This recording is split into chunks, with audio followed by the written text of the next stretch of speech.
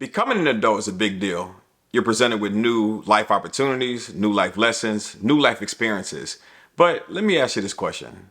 For better or for worse, is adulthood all that you thought it was going to be when you were a kid? My name is Marcel, and today I want to answer that question with what I phrased as the adulthood trap. Thanks for joining, and let's talk about it.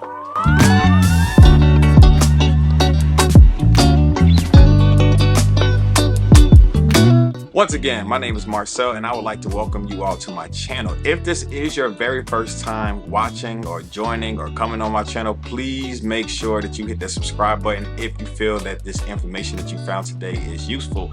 Definitely trying to grow this community. Thank you all so much for joining me today. To begin this conversation of the adulthood trap, the first thing I would like to do is kind of go back into history when I was a kid, and eventually make our way up to the adulthood current present day to see how I felt from a kid all the way up until now as an adult. And I'm gonna start simply like this. As a kid, many of our parents treat us and tell us rather that the world is ours. And we are told that we can do anything we put our minds to, that we can accomplish anything. A lot of times when you have good parents and that lesson is taught to you at an early age, you use that as your foundation to take you from childhood to teenage to early adulthood years. I want to kind of skip over to early adulthood years right after the time I kind of graduated out of high school. You see, when I left high school, I wanted to do either one or two things. My plan A, honestly and wholeheartedly internally, I knew that I wanted to be a teacher because I just really loved working with kids. But I kind of went the what's going to make me more money route with the physical therapy idea, and I went to Valdosta State. I majored in biology with a focus of pre-physical therapy, took a whole bunch of science classes, and then I decided to try to apply to go to grad school. Story with that, to be totally transparent, I didn't get into any physical therapy schools because my GRE scores just wasn't as competitive as my counterparts who were trying to get into those same programs. I felt that was God's way of manifesting and saying, hey, this is not the direction that you really want to go. And I knew that because when I was trying to get my observational hours complete for an application to grad school, I would have to go to so many outpatient and inpatient clinics to where I had to observe the physical therapists that were there, those locations. I've accumulated over hundreds of hours. And every single time I was there, I just knew that it was boring. I knew that in my heart, I did not want to do physical therapy. So I decided to go back onto my initial grounds of what I wanted to do in life, which was teaching. I applied to Georgia State. I got into the program, and that's where I met my wife, Jamila. Everything just kind of took off from there. As I graduated out of grad school and I got my first teaching job, I felt that the world was mine. I felt ultimately that no matter what idea that I came out with, I knew that it was going to be fresh. I knew that it was going to be new. And I knew that ultimately I was going to succeed. I felt like the world was mine. I continued working. I've been making tremendous progress and gaining accolades. I've been doing really good in my teaching profession. I was awarded Rookie of the Year my very first year of teaching. And ever since that year, I've just been exponentially increasing with my level of success with teaching. As I transitioned from a high school student to a college grad to a grad student to beginning my career, now that I'm 31 years old, I feel like I'm starting to lose that steam because life is becoming repetitious. You see, when you're young and when you're early college, or if you didn't choose to go to college route, but let's just say that you're, teenage to maybe late 20s, something for me clicked on my 30th birthday. And I started to take life a little bit more seriously. And as I took life more seriously, it made me feel like there was less time for fun. Now, in my transition to my 30th birthday, we had things like COVID, the pandemic, that honestly took a lot of things away that I deemed fun, things such as traveling. A lot of those things were taken away and wiped away. And there was a lot of people that went through depression during that time, I being one of them, because there was a lot of things that we just took, not necessarily, I don't want to say for granted, but things that we were accustomed and used to were no longer here for us to give us our fixes, if you will. But as a 31-year-old now, I feel that my level of responsibility is much higher. And because my responsibility feels so much higher, I just simply feel like I don't have time to prioritize on finding new ways to do things, right? Don't fix something that's not broken. But when I was an adult, it was all about innovation. Innovation is what was pushed. Innovation, no matter if it was career, whether it was doing something new in the house, it's just, as an adult, I know people can relate to this. It's like you find something that works and you stick to it. But when it comes to the repetitious lifestyle of wake up, go to work, come home, eat, maybe go to the gym, go to sleep, rinse and repeat, it drives me crazy. And it makes me at times depressed because I ask myself, is this all that life is? Is this all that life has to offer? For me to wake up every day, go to work, sleep, rinse, repeat, live for the weekend, and then hopefully I can retire with a decent retirement package where I can live the last 20, 25 of my years in total freedom. It just doesn't sit well with me. There are times that I ask myself, what can be done in order to get me out of this sinkhole of what I call the adulthood trap? And things that can cause you to fall within that adulthood trap are responsibilities. Responsibilities, whether they're planned out well or they're not planned out well, responsibilities are going to take a toll on you eventually or not. Responsibilities could be financial, responsibilities could be spouse, responsibilities could be kids, responsibilities can be job, responsibility could be financial hardships, family, all of those things. While you're trying to maintain a balanced life and try to provide for yourself and your family, is going to eventually catch up to you mentally, and it's going to fatigue you. And when you become tired, things that you normally have energy to do, such as going to the gym, going to the movies, going out on dates, those things start to become secondary and tertiary in your daily lifestyle, to where you eventually start to remove those things just so mentally and physically you can just recuperate to be able to do it all over again the next day. Other examples that can have you stuck in the sinkhole of adulthood is internalized versus externalized responsibilities and expectations. Because I'm not gonna lie, I know there's a lot of people that come from cultural backgrounds to where their parents put a tremendous amount of those externalized expectations, right? You are the ticket for them to get out of the hood, so to speak. You are the ticket for them to be able to retire early, or you to be able to maintain or provide a lifestyle monetarily for them, all while you're trying to balance internalized expectations for yourself as you're trying to help manage your expectations that you sought out as a child of, I want to be rich, I want to be able to do this, I want to have this car, I want to have this many amount of clothes, I want to be able to travel the world. All of these internal expectations, and those might not be your external or internal expectations, but you know what internal expectations you have for yourself, and you know what external expectations you have for yourself. You see, for me, my internal expectation is I want to be able to provide for my household 100%. External expectations as a man, it just doesn't sit right with me. And I know that there's many households that where men are not the 100% contributor to the house. I understand this is no longer the 50s or the 60s where inflation was not as tremendous as it is here today, but it still sits on my shoulders, especially not growing up in a house where I had a father present, where I grew up in a single household, to where I saw my mom struggle and all the things that she had to do. And she did a very good job for providing for me and my brother. And that's not to discount the credit that my father was in my life, but it's just that because I did not have a father figure in the house, I want to make sure as a husband, I do 1,000 times better for Jamila. And that brings me to my next example of why do we fall so trapped in this adulthood. And that's simply because we might not just have had that example growing up. I didn't have what it took to be a man growing up. So this trap in my adulthood years is I'm figuring out as I go.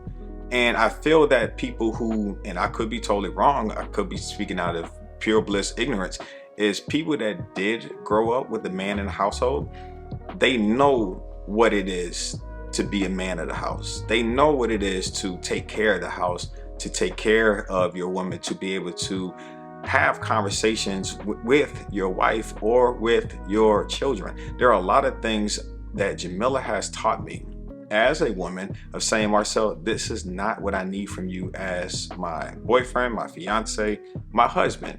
I need you to improve in these areas so we can move forward being successful as a married or as a couple. And I just feel that even outside of the whole marital conversation, it's just the fact of sometimes our parents are struggling and they might not be the best financial example for us growing up. Because you see, there's a saying that the apple doesn't fall too far from the tree. And it just doesn't have to be about finances or marital relationships. It could be a plethora of things. And typically when that apple doesn't fall too far from the tree, you can pick up bad habits. And normally we try to label those things as generational curses.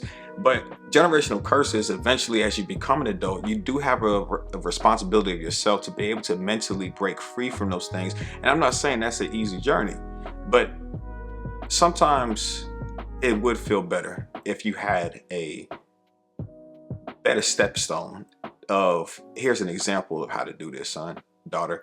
Here's what I want you to do. Here's where I did wrong. Learn from my mistakes.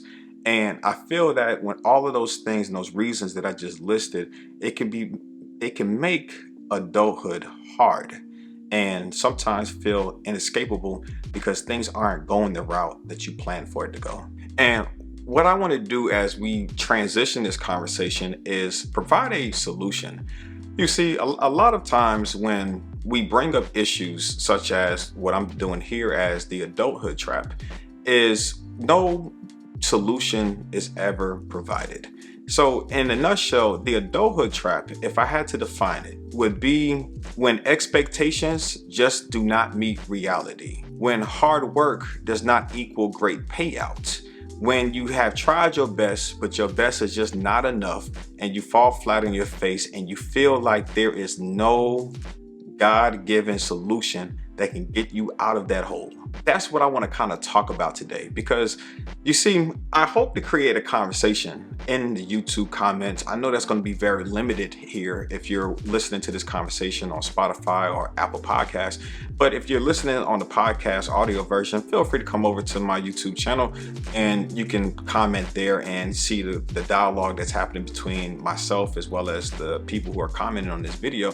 But I want to create a conversation to where people can share with their life experiences. So in the event that you have a similar life experience with them, you can take notes and you all can have a discourse between one another of saying, hey, this is what I did in order to help me overcome this problem within my adulthood. Because I'll be a liar if I sat here and acted like we all don't have different background upbringings, or we just simply all have the same problems. I know it's not a one shoe fit all. So what I want to do is I want to bring up some solutions. And again, these solutions are not limited to, but these are the things that just spoke dearly to me to include within this podcast conversation. My early adulthood now, as a 31-year-old, I've taken on the approach of course, learning as you are living. And that's the number one thing I want to make sure that we're doing. Can we learn from our mistakes? Learning is so important because there's a saying that I love living by, and I tell my students this all the time: you can't keep doing the same thing and expect a different result. So in other words, are you learning from your experiences so the next time you are presented with that same issue, you're able to avoid it and hopefully perform a little bit better in it? The importance of listening. I have learned so much from my wife, from my mom, from my peers. I have learned so much from either observation, but definitely listening. My wife has taught me so much, and she always jokes that that's the Libra in her because she's able to see both sides of the coin. But my wife's intuition is one of the things that I believe that God has blessed her with, and I'm really appreciative for the conversations that her and I have when it comes to, hey, honey, do you think I should do this? Hey, honey, this is what I'm experiencing. Okay, well, let me give you an alternative way of thinking about it. And sometimes her Libra in her can get on my nerves, but listening is just as important as learning. Because see, a lot of times I see people who have problems and they're not willing to listen to solutions. You see, there's a lot of people who love being, or not let me say love, but they unwillingly or unknowingly stay stuck in their problems, and when solutions are posed to them, they still only focus on what's right there in front of them, which is the problem, instead of saying, okay, well, let me look past the problem to see if I can find the light at the end of the tunnel, which is the solution. So listening sometimes, most of the time, can get you out of your problem. And I hope again that this conversation that we're creating here on this platform, you can find yourself a solution down at the bottom. Also, the importance of having a good circle. There's a saying that you're only as good as the circle that you're in. And last but not least, my fourth item, my fourth solution is simply being patient with yourself. I posted a video a few weeks ago that was titled Why? And I found that in my early adulthood that if I am patient with myself, a lot of times the why is this happening naturally answers itself. And I want you all to be patient with yourself, because see, we live in this now social media era where we see people doing extremely well, and we think that, hey, this happened for them that quickly, it should happen for me that quickly. That will drive you insane, as well as just thinking, hey, because I did this, I create a fallacy and thinking this is what's definitely going to happen. That's not how life works. And I know it's hard to accept, and I'm not practicing what I'm preaching when I'm saying this, because I still think, in that way, hey, if I work this hard, this definitely has to happen. That does not happen.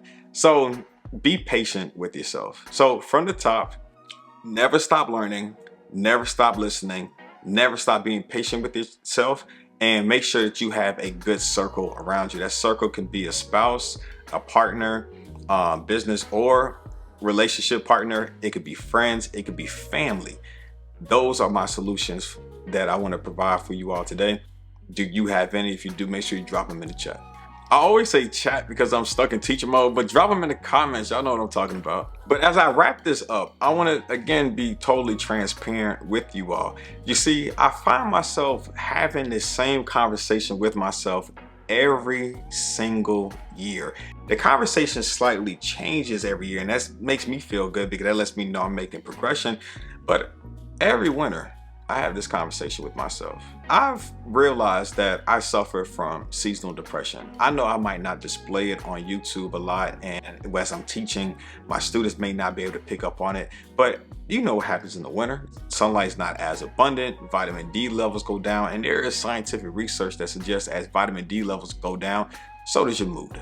And I feel, even though the blessing in disguise of my seasonal depression in the wintertime, as my energy levels drop, it increases my awareness, because it forces me to stop, to say, hey, you ain't going outside, it's cold. Pause, stay in the house, and internalize what's going on. And I've realized that every single winter, I'm having this conversation with myself, as it's a perfect opportunity for me to self-reflect. And that's what I want to encourage you all to do today. Self-reflect. I want you to reflect on your adulthood, and I want you to identify your stressors. Is it financial? Is it relationship? Is it your job? So again, is it money? Is it your relationships? Is it your job? Money and job don't necessarily go together, because some people make a lot of money but don't have a lot to show for it, and vice versa. If it is money, I'm gonna read straight from my notes right here. If it is money, can you consider getting a new job? Can you consider going back to school?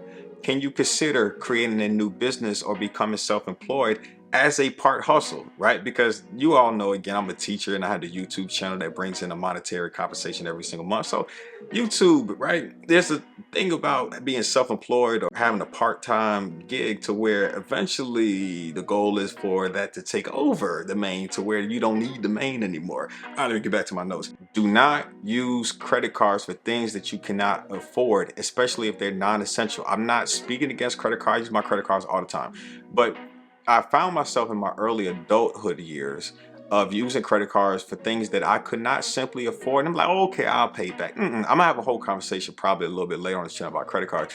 But if you can't afford something and it's a non-essential item like a TV or a drone or a camera, things that you can go without, if you can't afford it, that's not what the credit card is there for, because you still got to pay up that statement balance. And a lot of these credit cards are high interest. Don't do that to yourself, because you're gonna want to pay much more for that, and you're gonna be damaging your credit as well. So don't do that, y'all. And can you save more money? Saving any kind of money is beneficial. Save more money. If a stressor is a relationship, that could be a relationship with a partner, a parent, a family member, anyone, have a conversation with that person, especially if that person means a lot to you. Because see, adulthood isn't all about the finances, it's about feeling too. And when you are close with someone and you have a problem with them, I know it's not easy. Trust me, I have not done this myself, but I'm gradually trying to get there to where I can have those uncomfortable conversations with people. And if you have any recommendations on how to have that conversation with people in your life that you deem important to you, and you know that they're creating some level of a void in your life because they're not simply being that person who you need them to be, have a conversation with them. Suggest going to counseling, and worst case scenario, if things don't work out, leave that person or cut off all communication with them. If that makes you mentally freer, if that makes sense. And last but not least, job. I want you all to practice getting a better work-life balance to where you are prioritizing rest. That might mean that you might need to go to sleep earlier. You might need to get up on time so you're not running late, because you know if you're running late to work and your commute is already a good distance, that is going to be tremendously stressful. I also recommend that if it is possible, could you move closer to, or can your job move closer to you, so that work commute life is better balanced. That is the main reason why I live where I live, because it don't take that long to get to where I work. I'm able to come home every day if I need to get something to eat, to go to the bathroom, to get some rest. This just past week, I forgot to put on daggone deodorant. And if I didn't put on deodorant, it was gonna be a long day for me. I was able to come back home. I ain't had to stress about driving 30 minutes to an hour to get back home. I suggest possibly making that an option if it is possible. And last but not least, if your job is a concern when it comes to you making money, more money or not, see what you can do, seek a promotion. From teaching is not about promotion, right? I mean, you can get a degree that give you more money, or you can go to like an admin level. But for me, I pick up extra jobs like summer school. We do like remediation programs throughout the year. We have after school programs and activities. So those type of things allow me to increase my stipend pay to where what I get paid on salary contract wise, I normally bring in maybe like $10,000 to $15,000 more than what my salary says I'm supposed to make. So that is a suggestion that I want you all to think about. But in conclusion, everybody, I understand that expectations may not become reality. We still have time to change that, because every single day that you're alive creates an opportunity for you to capture your goals. And your goals, again, you gotta be patient. They may not come to you, or you may not accomplish them as soon as you may want them, because there is a process in everything. And as long as you're making progress, you have to count it as a win. And again, adulthood is not easy. It could be fun. It's not going to be perfect. You may have seasons where life just seems perfect, and there might be times in your life where life just seems like everything that could go wrong will go wrong. But I just want to encourage you all, as we all are trying to figure out this life in our adulthood years, whether we had the example or we did not have the example, we could always do better for ourselves and for those that we love. Don't give up on yourself. If you need that help, if you need that counseling, go get counseling.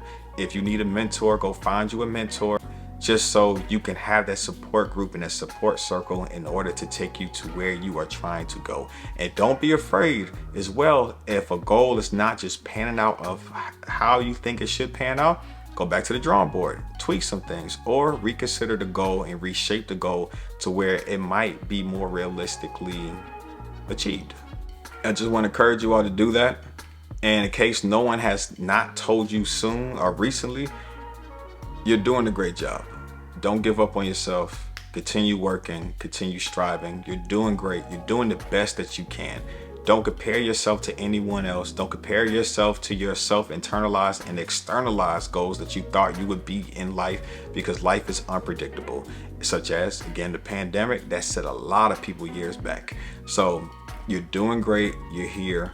And let's have a conversation down below.